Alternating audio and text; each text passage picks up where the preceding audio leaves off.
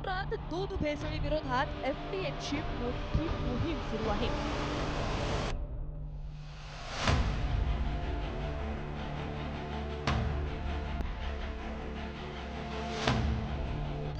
नवनवे गौप्यस्फोट होत आहेत आणि या रॅकेटचं भयावह वास्तव उघड करत आहेत. पुणे जिल्ह्यातील मंचर पासून ते धाराशिवच्या भूम पर्यंत, सांगोल्यापासून शिर्डी पर्यंत, जळगाव पासून पुणे नाशिक पर्यंत सर्वत्र दूध आणि दूध पावडर भोवती संशयाचं जाळं निर्माण झालं आहे. कृत्रिम दूध, भेसळयुक्त दूध आणि याच्या अनुषंगाने महाराष्ट्रातलं जे रॅकेट आहे ते रॅकेट आम्ही आयडेंटिफाय केलेलं आहे.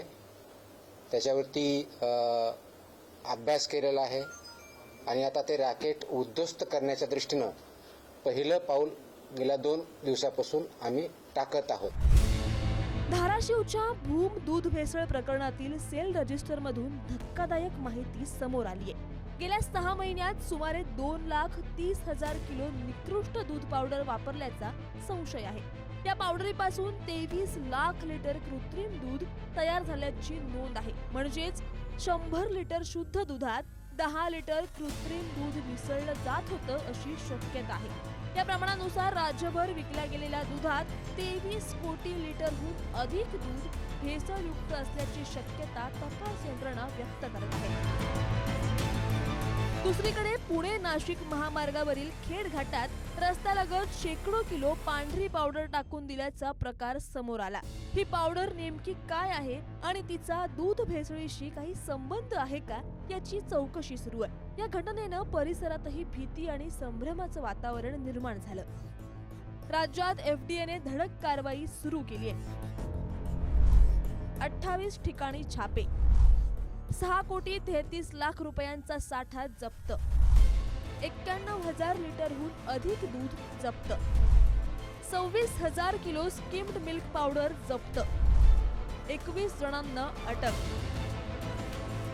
सांगोल्यात तब्बल 37,000 लिटर दूध जागेवर नष्ट करण्यात आलं, तर शिर्डीजवळील दूध संकलन केंद्राचा परवाना निलंबित करण्यात आला. 6 महिन्यात तब्बल 22 दूध टँकर रिजेक्ट झाले, पण त्यांची नोंद नसल्याची माहिती समोर आली. जळगावमध्ये तर एका ग्राहकाने आणलेलं दूध तापवल्यानंतर ते रबरासारखं ताणलं जाऊ लागलं. हा व्हिडिओ सोशल मीडियावर व्हायरल झाला आणि पुन्हा एकदा दुधाच्या गुणवत्तेवर प्रश्नचिन्ह निर्माण झालं. हे दूध नसून केमिकल असल्याची भीती आता ग्राहकांना भेडसावू लागली. काल 4.5 महिन्या दरम्यान निर्मल डेअरीवरून चोपडा निर्मल डेअरीवरून दूध घेतलं. ते सकाळी फ्रीजचं दूध होतं, मी घरी घेऊन फ्रीजमध्ये ठेवलं आणि सकाळी चहा बनवण्यासाठी ते काढलं. गरम केल्या असता ते दूध फाटलं. फाटल्यानंतर त्याची जी लेअर असते ना ती 3-4 फूट लांबते. तर त्याच्यात मला संकोच आला की हे दूध फॉल्टी असू शकतं. तर मी त्याच्यासाठी एफडीआयचे जे जळगावचे शिंदे साहेब आहेत त्यांना मी दूध क्रमांकावर संपर्क साधला असता. त्याने सांगितलं मी माझ्या ऑफिसर पाठवतो. तज्ञांच्या मते दूध भेसळीत केवळ पाणीच नव्हे तर युरिया, साखर, डिटर्जंट किंवा कपडे धुण्याचा सोडा, पाम तेल, निकृष्ट दर्जाची दूध पावडर अशा पदार्थांचाही वापर केला जातो. यामुळे किडनी, यकृत, पचन संस्था आणि लहान मुलांच्या आरोग्यावर गंभीर परिणाम होऊ शकतात असा इशारा तज्ञ देतात. सर्वांना माहिती आहे की दूध हा कॅल्शियम, आयर्न, प्रोटीन आणि व्हिटॅमिन B12चा उत्तम असा स्रोत आहे.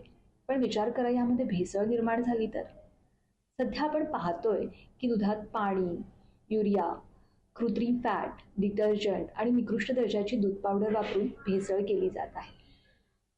या भेसळीचा आपल्या सर्वांच्या आरोग्यावर अतिशय गंभीर दुष्परिणाम होऊ शकतो, जसं की पचनाचे आजार, उलट्या, जुलाब, तसेच लहान मुलं, गर्भवती स्त्रिया, ज्येष्ठ नागरिक किंवा ज्यांना किडनीचे आणि यकृताचे आजार आहेत अशा व्यक्तींच्या आरोग्यावर याचे गंभीर दुष्परिणाम होऊ शकतात.